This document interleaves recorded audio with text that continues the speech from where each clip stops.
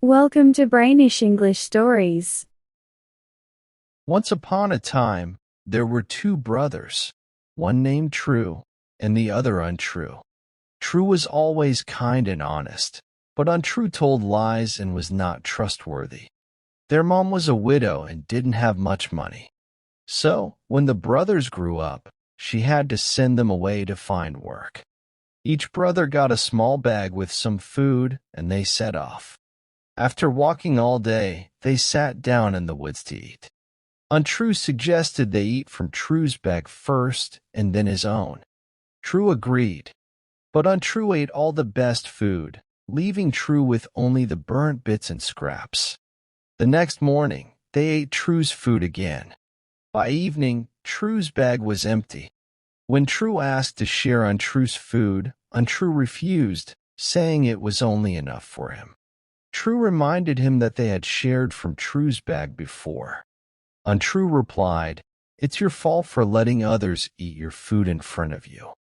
Now, you'll just have to sit here and starve." True responded calmly, "You're always untrue, just like your name suggests." This made Untrue very angry. He attacked True and plucked out both of his eyes, calling him names. Then, Untrue ran away, leaving True alone and blind in the thick woods. Feeling lost and scared, True stumbled through the forest.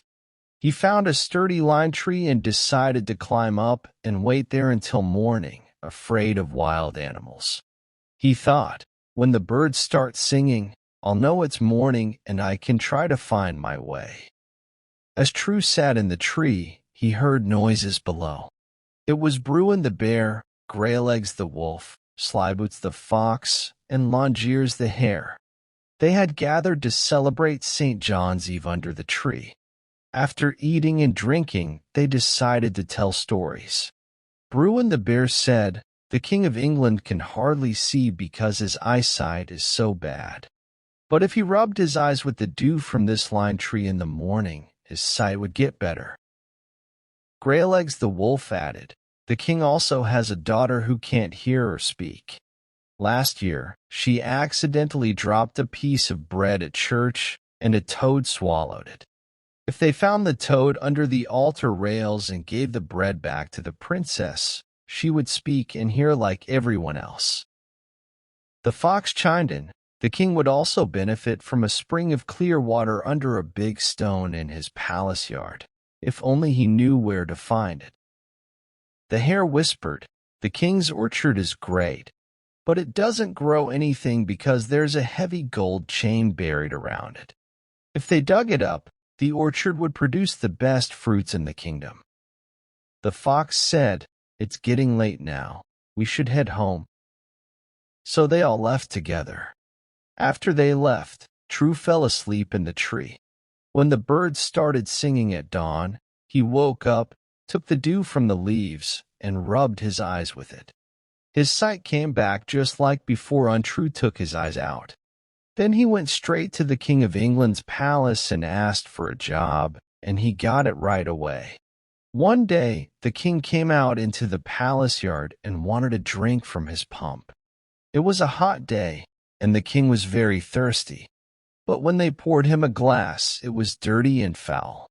The king got upset. "I don't think anyone in my kingdom has such bad water in their yard. I bring it in pipes from far away," said the king.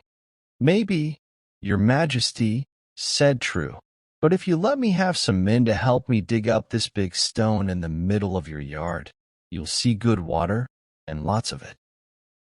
The king was happy to help. They hadn't removed the stone for long before water shot out high into the air, clear and pure. It was the best water in all of England. Later, the king was in his yard again, and a big hawk was chasing his chicken. Everyone yelled, "There he goes!" The king tried to shoot the hawk, but he couldn't see far, so he felt very sad. "I wish someone could cure my eyes," he said. "I think I'll go blind soon." "I know a cure," said True. He told the king what he did to cure his own eyes. The king went to the lime tree that very afternoon and rubbed his eyes with the dew on the leaves.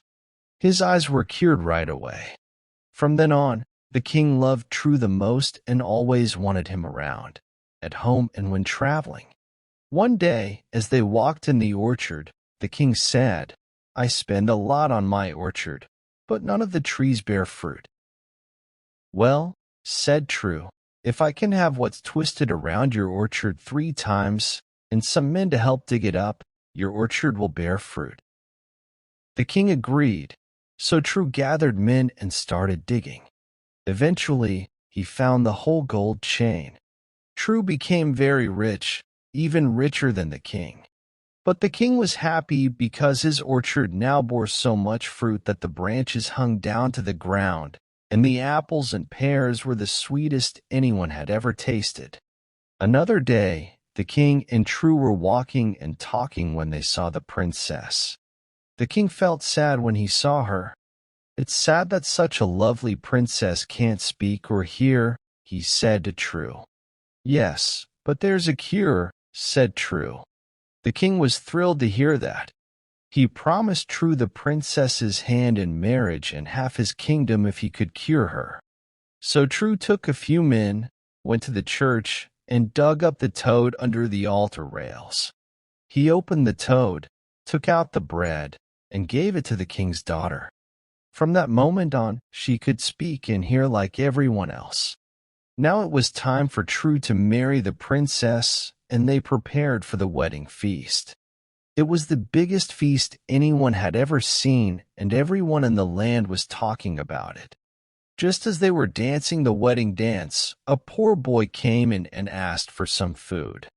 He was so dirty and sad-looking that everyone felt sorry for him, but True recognized him right away. It was Untrue, his brother. "Do you remember me?" asked True. "Oh, how could someone like me ever forget such a great lord?" said Untrue. "Still, you have seen me before," said True. "You're the one who took out my eyes exactly a year ago today. Untrue by name and untrue by nature, as I've said before and I say it again. But you're still my brother, so I'll give you some food. After that, you can go to the lime tree where I sat last year. If you hear anything helpful, you'll be lucky." Untrue didn't hesitate. If True has become the king of half of England just by sitting in the lime tree for a year, then maybe I can also get something good, he thought. So he went and climbed up into the lime tree. He hadn't been sitting there for long before all the animals came again, just like before, and they ate and drank and celebrated St. John's Eve under the tree. When they finished eating, the fox suggested they tell stories, and Untrue listened eagerly, straining his ears. But Bruin the bear was grumpy and growled, saying, "Someone must have been talking about what we said last year, so now we won't share what we know." With that, the animals said good night to each other and left. Untrue was still as clueless as before, and the reason was clear. His name was Untrue, and his nature was untrue too.